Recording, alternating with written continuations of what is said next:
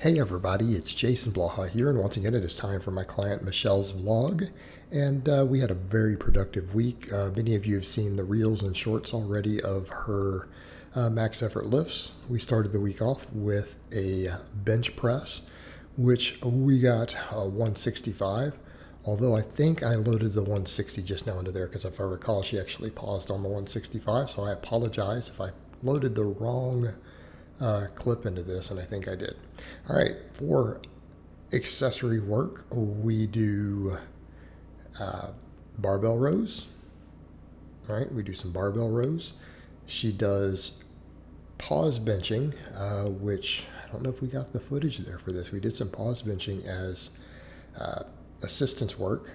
Then we did barbell rows, JM presses, which again, she's very, very, very strong at the JM presses, as we note every single time.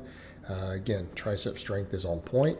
And it also, again, for those who don't remember, this comes from her doing close grip benching for years because she wasn't able to wider grip bench. So she did all her benching and pressing with a close grip and have gotten her shoulders healthy enough to where she can bench with a wider grip, and she does. Which has again led to some decent bench PRs. I think we're going to get the 165 plus at her meet coming up. She's got a meet coming in the near future.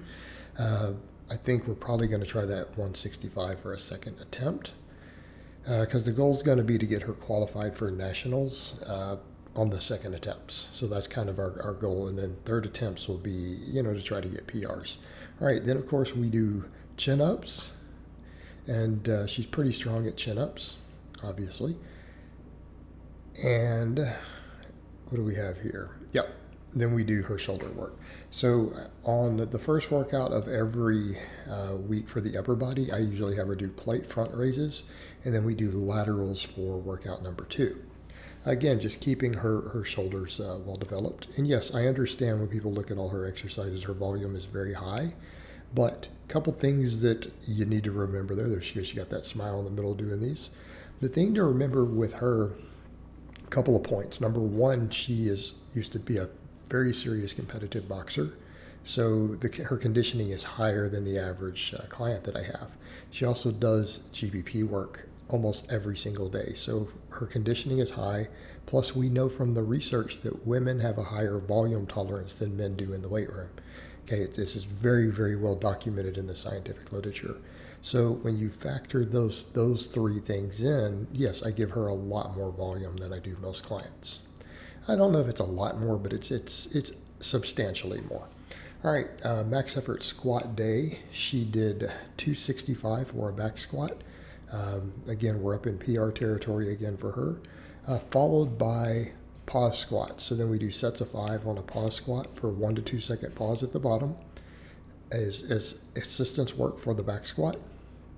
And for those curious, yes, she's gone over to the 4-day-a-week max effort system, which I use from time to time. I'm currently using again, and I've used this for a handful of clients, but I'm going to be honest, I have not used this for most of my clients. A handful of my clients have used this system. I like using it. It's a lot to think out in terms of fatigue management, and it's not for everyone. She specifically requested it with her next meet coming up, so we've rotated over to this variation of the conjugate method. And it's one that I like. It's not as popular of a method out there. I personally like it quite a bit, but again, you have to think about the fatigue management in. All right, so for additional supplemental work on squat day, we do leg presses after the pause squats, and then we move on to posterior chain work. And for anyone who's followed her vlogs and a lot of my vlogs, they know I'm very, very big on glute ham raises and reverse hyperextensions. So she does those on pretty much every single lower body day. Slightly different from what I do because I only do the glute ham raises on deadlift day, but I do the reverse hypers on squat and deadlift day personally. In her case, she does it a little different. She does the glute ham raises on both days. She also does the leg presses on both days. So again, we come over to why. The whole volume tolerance thing.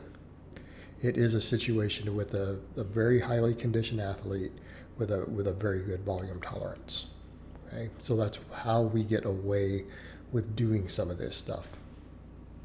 And of course, she does those weighted at this point, and then we follow up with reverse hyperextensions, which have gotten much, much, much stronger for her, and it's resulted in better development. Her posterior chain development has improved significantly.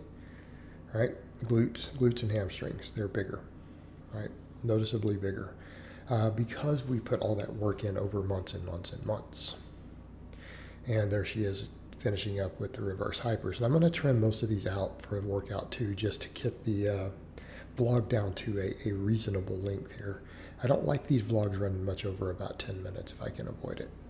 So a lot of hers used to run 15, 16 minutes trying to put one set of everything in from every workout. And it's too much for most people's attention. All right, for the second bench press day, we did bench press, normal bench press with light chains. And light chains for hers is 38 pounds of chains, using the chain sets that are available at her gym. We did 140, good pause, and then very, very slow grind through when pressing against the chains. And it has to do, again, with the fact that the chains add a linear amount of weight as they go up, right, of just straight mechanical weight. So sometimes they can create additional grinding more than we might expect. So a slower concentric rep, just because the rate of force production demands are different due to the linear change in the mechanical loading on the way up. All right, then we do pause benching, 3 sets of 5 on a pause bench for her afterwards. Again, to continue to develop her pectorals, to continue to develop the technique of pause benching. And afterwards, we followed up with additional back, tricep, shoulder work. So in this case, it's the same thing we did in the first workout of the week. She comes in and she does barbell rows. That, again, as I always point out, many people refer to these as Pendlay rows, but they were called a barbell row for 50 years before Glenn Pendlay was coaching the U.S. Olympic team. And it's just, there's a bit of history as to how they got called that. He laughs at it and says, I just call them a row. That's what Glenn Pendlay says, so he doesn't call them a Pendlay row.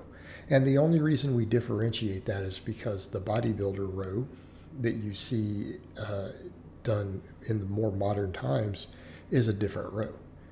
But that's called a bent over row, right? It's called a bent over row. Whereas in this is just considered a barbell row where you reset on the floor. All right, then we finish up with chin-ups, additional tricep work in this case in the form of JM presses. And her JM presses are really almost a skull crusher more than a JM press, which should actually be harder. But yeah, again, we see this really heavy weight. Again, displaying a disproportionate amount of tricep strength, which is never a bad thing. Because if you're going to have a muscle on the bench press that is too strong, in theory, compared to the others, the triceps would be a good one to have because it reduces risk of shoulder injury. Particularly when we're dealing with a lifter like this with scar tissue and stuff in her actual shoulder. It can help be protective. So it's never a bad thing to keep hammering the triceps like that. All right, then we do lateral raises, and then we move on to the lower day. Sorry, it's not dynamic effort. And I pulled all the accessory work out for the sake of brevity to get this video under 10 minutes. So we'll just show her main lifts. We did a deficit deadlift. She ramped up to a max and got 305 pounds on a deficit. Again, we know her deadlift is at least 315 then still because of this. And then we, of course, do 3 sets of 5 on deficit deadlifts for rep work. And then afterwards, we do the standard stuff for her, which is leg presses, glute ham raises, reverse hyperextensions, and then toe to bars for her ab work, which I don't think we got any toe to bar footage this week. All right, guys, but that's really all I have to say on that today. I hope it's been informative, and I will talk to you guys next time.